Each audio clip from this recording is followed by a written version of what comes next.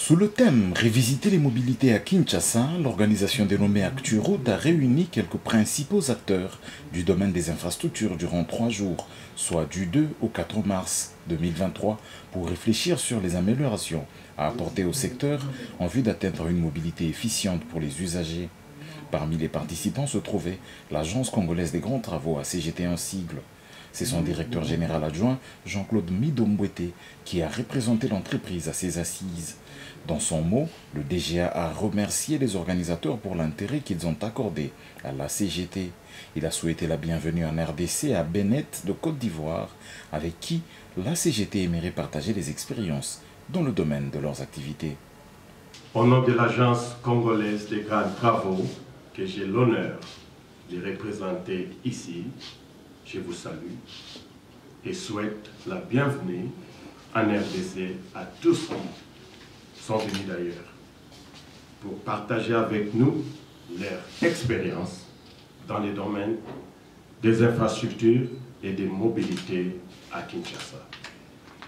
Je m'appelle Jean-Claude Mido, je suis le directeur général adjoint de l'Agence congolaise des grands travaux et je seconde à ce titre le directeur général, M. Nico Nzao, qui est en déplacement pour une mission de service.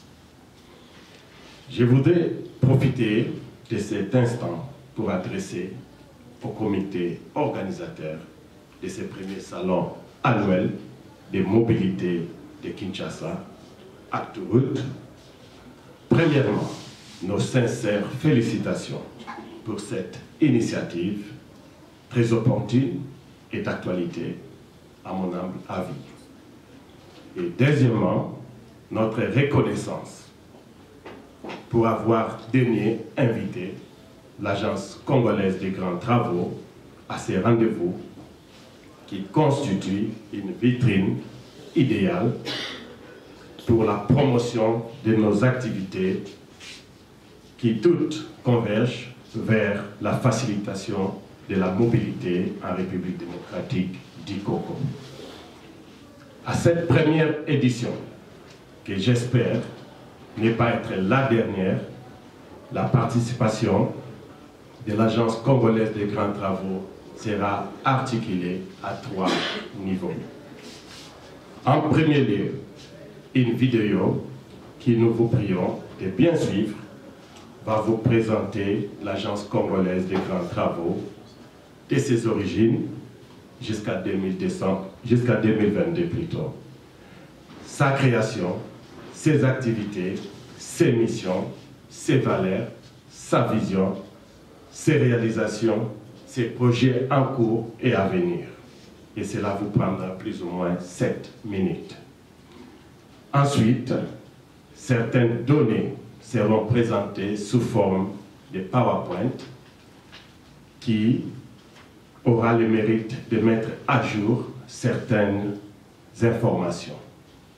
Tout cela sera commenté et expliqué par notre ingénieur qui est aussi notre directeur en charge du management des projets. Enfin, une visite guidée du stand de l'Agence congolaise des grands travaux dans un hall d'à côté, qui est juste à quelques secondes, va donner l'opportunité à vous tous ici présents de découvrir un échantillon d'équipements de dernière génération dont l'Agence congolaise des grands travaux s'est dotée pour bien mener avec compétence, expertise et professionnalisme toutes les missions que la nation congolaise lui a confiées.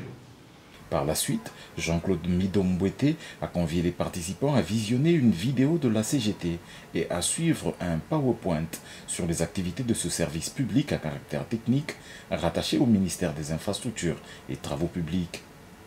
L'Agence congolaise des grands travaux a eu à nouveau la parole à travers son directeur de gestion de projet PPP, Blaise Koumba Choukoulou, qui a notamment procédé à la présentation de l'entreprise en donnant les détails utiles sur le cadre institutionnel de cette structure, ses missions, son rôle consacré par le gouvernement de la République à travers son programme.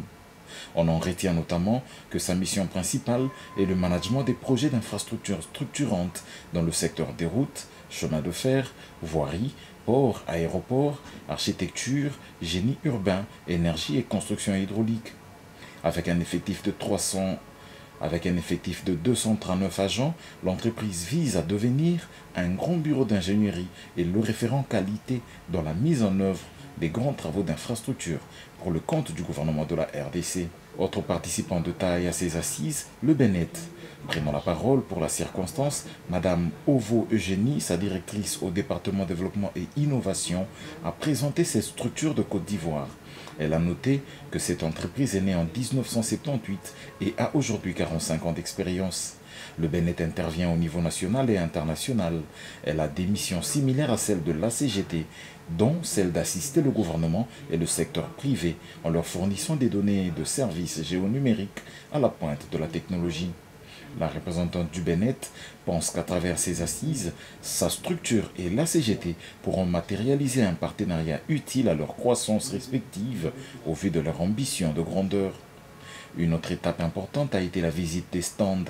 L'Agence congolaise des grands travaux a déployé plusieurs équipements de dernière génération, dont des drones IBI, des drones Airbotics et bien d'autres encore. L'on a noté aussi à ces assises la participation des entreprises congolaises comme Transco, AGETIP et la cellule infrastructure. La prochaine édition de ce salon est prévue pour mars 2024.